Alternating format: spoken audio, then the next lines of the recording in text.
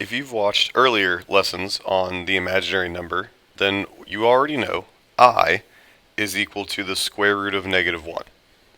You also already know that I squared is equal to just -1 because the inverse of square rooting is squaring, so they effectively cancel out. We've discussed this. What I want to talk about in this video is even higher powers of I. For example, let's talk about I to the third. If I wanted to write I to the third in a simpler form, what I could do is point out the fact that I to the third is the same thing as I squared times I. We know that I squared, as we've already stated right up above, is -1, so we could then look at this as -1 times I. And -1 times I would simply be -I.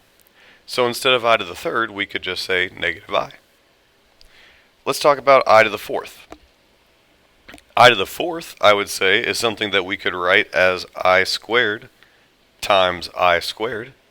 Right? That is certainly an equal representation. We, again, know that I squared is -1, so that means effectively we have -1 times -1, which would just be +1. Now if we take a look at I to the fifth,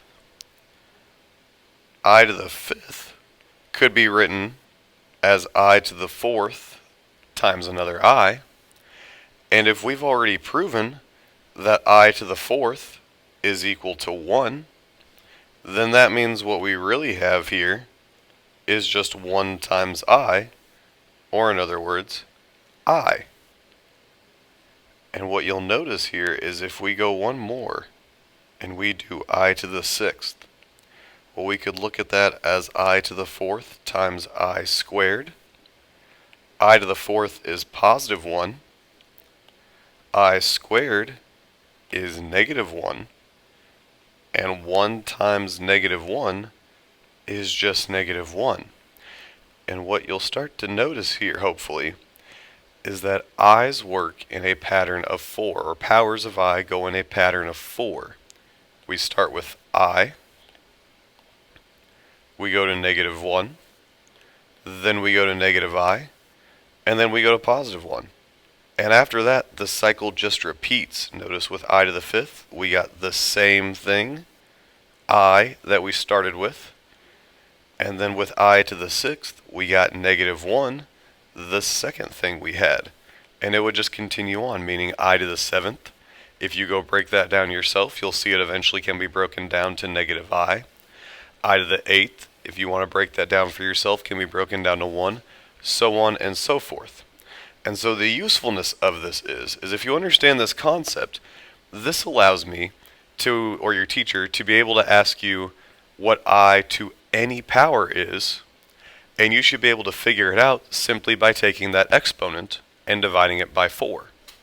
For example, if I asked you to take I to the 101st power, I asked you to find what the simpler version of I to the 101st power would be, all you need to do is take your exponent of 101 and divide it by 4.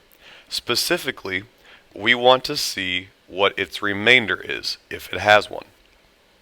Well, 101 divided by 4, 100 divides by 4 perfectly into 25, so this would be 25.25, or in other words, 25 and a remainder of 1, because 1 over 4 gives us 0.25.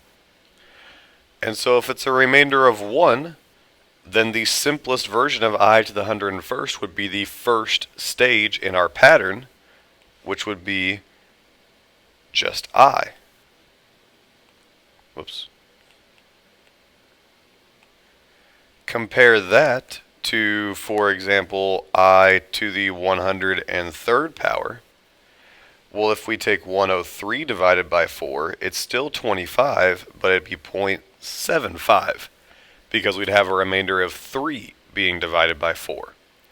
And so the answer then would be our third step in the pattern, which we've shown simplifies out to -I.